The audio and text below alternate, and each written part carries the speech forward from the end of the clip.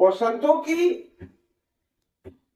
शब्दों के ऊपर उसने विचार किया, अपने जीवन में उतारा, तो उसको उसका परिचय मिल गया।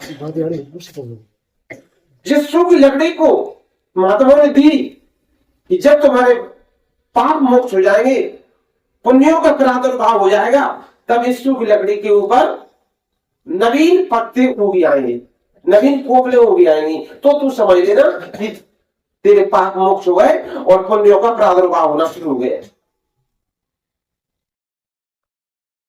तो जब गायों को पानी पिलाने के लिए उस कसाई के लिए मारा,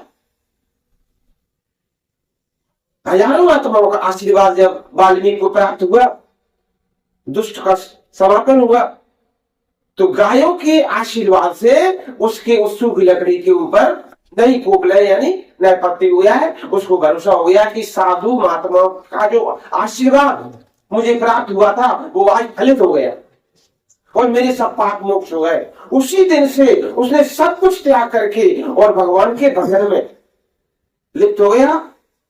संसार तो रटता है राम राम, और वाल्मीकि जी ने क्या रटा?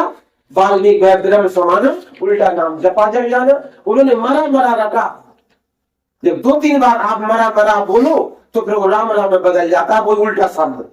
तो मरा मरा उन्होंने जपा और राम राम के रूप में बदल गया। तो राम की नाम की कृपा से उनकी बुद्धि के कपाट खुल गए और वो वाल्मीकि ऋषि बन गए।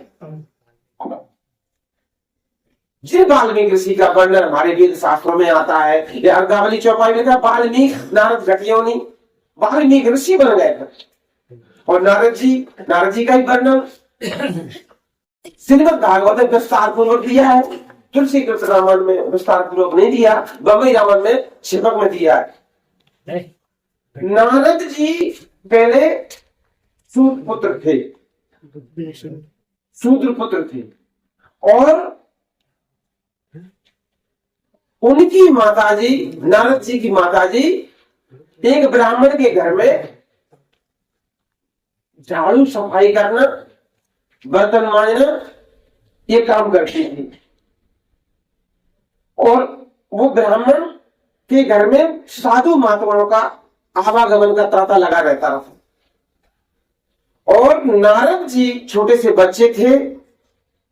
नारद जी की माताजी ब्राह्मण के यहाँ काम करने जाती थी। काम के बदले में उनको मजदूरी मिलती थी, भोजन व्यवस्था उसी कार्य के द्वारा उनको सब प्राप्त होता था। तो नारद जी साथ में जाते थे अपनी माँ के साथ।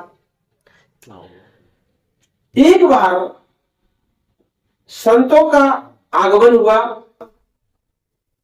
ब्राह्मण देवता ने सभी संतों को भोजन कराया, दान दक्षिणा दी, विदा कर दिया।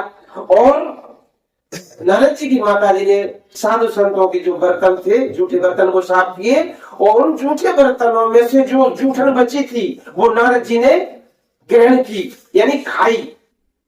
उस जूठन को पाया नारद जी ने।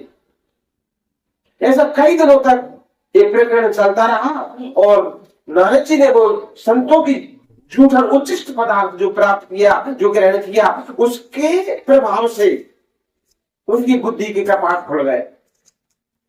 और इस जीवन में तो उनको